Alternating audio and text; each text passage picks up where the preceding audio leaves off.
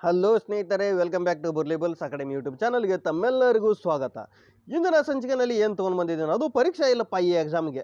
ಅರಣ್ಯ ಇಲಾಖೆಯಲ್ಲಿ 675 ಹುದ್ದೆಗಳ ಕಾಲ್ಪಾರ್ ಮಾಡಿದ್ದಾರೆ ಕರ್ನಾಟಕ ಸರ್ಕಾರದವರು. ಕರ್ನಾಟಕ ಅರಣ್ಯ ಇಲಾಖೆ ಡಿಪಾರ್ಟ್ಮೆಂಟ್ನವರು 675. ಅದು ಎಕ್ಸಾಮ್ ಇಲ್ಲ, ಏನೂ ಇಲ್ಲ, direct physical, direct selection merit. ಇಂಥ ಭರ್ಜರಿ ಅವಕಾಶವನ್ನು ಮಿಸ್ ಮಾಡಕ್ಕೆ ಹೋಗ್ಬೇಡ್ರಿ.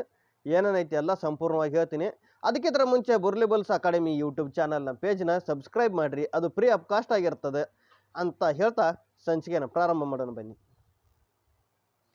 ಇದು ಎಷ್ಟು 675 ಯಾವ ಸರ್ಕಲ್ದವ್ರು ಕರೆದಾರಪ್ಪ ಅಂತ ಹೇಳಿ ನೋಡೋದಾದ್ರೆ, ಮೊದಲನೇದಾಗಿ Shivamogga circle 44, Bengaluru circle 82, Chamarajanagar circle 159, Ballari circle 64, Mysuru circle 121, Belgaum circle 42, Kalaburagi circle 6, Chikkamagaluru circle 60, Hassan circle 31, Mangaluru circle 54, Dharwad circle 12.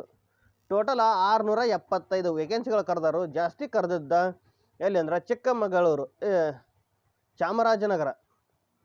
ಚಾಮರಾಜನಗರದಲ್ಲಿ 159 ಹುದ್ದೆಗಳನ್ನ ಕರೆದಿದ್ದಾರೆ. ಅದನ್ನ ಬಿಟ್ಟರೆ ಅಂದ್ರೆ ಮೈಸೂರು 121 ಹೈಯೆಸ್ಟ್ ಅಲ್ಲೇ ಕರೆದಾರು. ನೋಡಿ, ಹೈಯೆಸ್ಟ್ ನಿಮ್ಮ ಕ್ಯಾಟಗರಿಗೆ ಎಲ್ಲಿ ಇರ್ತಾವೋ ಅಲ್ಲಿ ಅರ್ಜಿನ ಸಲ್ಲಿಸ್ರಿ ಅಂತ ಹೇಳೋಕ್ಕೆ ಇಷ್ಟಪಡ್ತೀನಿ. ವಿಶೇಷ ಇನ್ನೊಂದು ಸ್ಪೆಷಲ್ ಏನಂದ್ರೆ, ಕಾಡಿನ ಅಂಚಿನಲ್ಲಿ ವಾಸಿಸುವ ಸ್ಥಳೀಯ ಬುಡಕಟ್ಟು ಜನಾಂಗದವರಿಗೆ ಕೆಲವು ವಿಭಾಗಗಳಲ್ಲಿ ಕೆಲವು ಕನ್ಸೆಷನ್ ಇರ್ತೈತಿ. ಎಷ್ಟಂದ್ರೆ 50% ಕನ್ಸೆಷನ್ ಇರ್ತೈತಿ. ಅಂದ್ರೆ ಬುಡಕಟ್ಟು ಜನಾಂಗದವ್ರು ಇರ್ತಾರೆ.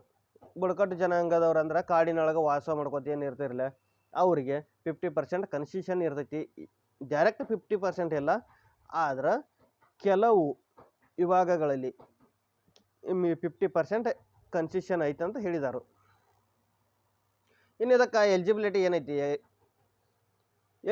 ಏನೈತಿ ಅಂದ್ರೆ, ಕೇವಲ SSLC ನೀವು ಪಾಸ್ ಆಗಿದ್ರೆ ಸಾಕು.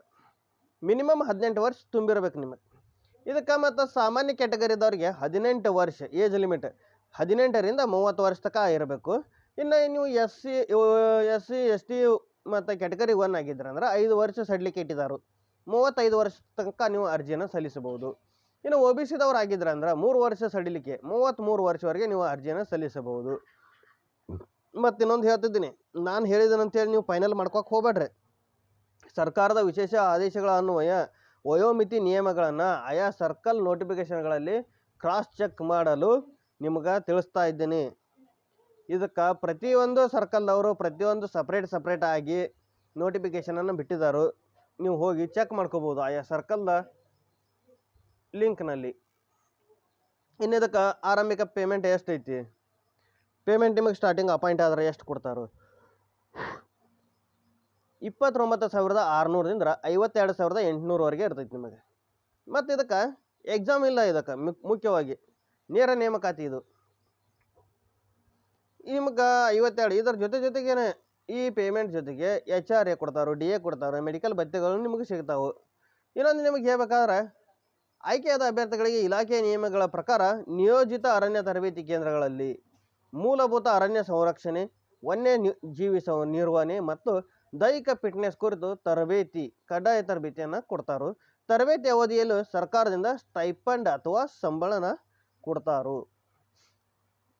ಟ್ರೈನಿಂಗ್ ಪೀರಿಯಡ್ದಲ್ಲಿ ಸಹ ನಿಮಗೆ ಸ್ಯಾಲ್ರಿಯನ್ನು ಕೊಡ್ತಾರಂತ ಹೇಳಿದರು. ಇನ್ನು ಇದಕ್ಕೆ ಸೆಲೆಕ್ಷನ್ ಪ್ರೊಸೆಸ್ ಯಾವ ರೀತಿ ಐತಿ? ಅಪ್ಲಿಕೇಶನ್ ಕರೆದಾರ. ಈಗ ಅಪ್ಲಿಕೇಶನ್ ನೀವು ಆನ್ಲೈನ್ ಮೂಲಕ ಸಲ್ಲಿಸ್ತೀರಿ. ಅಪ್ಲಿಕೇಶನ್ ಹಾಕಿದ ನಂತರದಲ್ಲಿ ನೀವು 10ನೇ ತರಗತಿಯಲ್ಲಿ ಪಡೆದ ಅಂಕಗಳ ಶೇಕಡಾವಾರು ಆಧಾರದ ಮೇಲೆ ಅಭ್ಯರ್ಥಿಗಳನ್ನು ಶಾರ್ಟ್ ಲಿಸ್ಟ್ ಮಾಡಲಾಗುತ್ತದೆ. ನೀವು ಏನು ಡೈರೆಕ್ಟಾಗಿ SLCದಾಗ ಏನು ಪರ್ಸೆಂಟೇಜ್ ಮಾಡಿರ್ತಾರಲ್ಲ, ಅದೇ ಪರ್ಸೆಂಟೇಜ್ ಡೈರೆಕ್ಟಾಗಿ ಹಿಡಿತಾರು. ಮೆರಿಟ್ ಲಿಸ್ಟ್ನಲ್ಲಿ ಫಿಸಿಕಲಿಗೆ ಯಾರು ನಿಮಗೆ ಹಾಲ್ ಟಿಕೆಟ್ ಬಿಡ್ತಾರೆ ಅಂದ್ರೆ, ಮೆರಿಟ್ ಲಿಸ್ಟ್ನಲ್ಲಿ ಬಂದವರಿಗೆ ದೈಹಿಕ ದಾರ್ಢ್ಯತೆ ಮತ್ತು ನಡಿಗೆ ಪರೀಕ್ಷೆ ಇರ್ತದೆ. ಫಿಸಿಕಲ್ ಇರ್ತೈತಿ ಮತ್ತು ವಾಕ್ ಟೆಸ್ಟ್ ಇರ್ತೈತಿ. ಪುರುಷರಿಗೆ ನಿರ್ದಿಷ್ಟ ಅವಧಿಯಲ್ಲಿ ನಿಗದಿತ ಕಿಲೋಮೀಟರ್ ನಡಿಗೆ ಪರೀಕ್ಷೆ ಇರುತ್ತದೆ. ಮತ್ತು ಮಹಿಳೆಯರಿಗೆ ಪುರುಷರಿಗಿಂತ ಒಂದು ಸ್ವಲ್ಪ ಕಡಿಮೆ ಇರ್ತೈತಿ. ಸ್ನೇಹಿತರೆ, ಈಗ ನಿಮ್ಗೆ ಒಂದು ನಮ್ಮ ಯೂಟ್ಯೂಬ್ ಚಾನಲಿಂದ ಒಂದು ಟಿಪ್ಸ್ ಏನು ಹೇಳ್ತಿದ್ದೀನಿ ಅಂದ್ರೆ, ಎಕ್ಸಾಮ್ ಇಲ್ಲದ ಕಾರಣ ನೀವು SSLC ಮಾರ್ಕ್ಸ್ ಮತ್ತು ದೈಹಿಕ ಫಿಟ್ನೆಸ್ ಇಲ್ಲೇ ನಿಮ್ಮ ಲಕ್ ನಿರ್ಧಾರ ಆಗೋದು.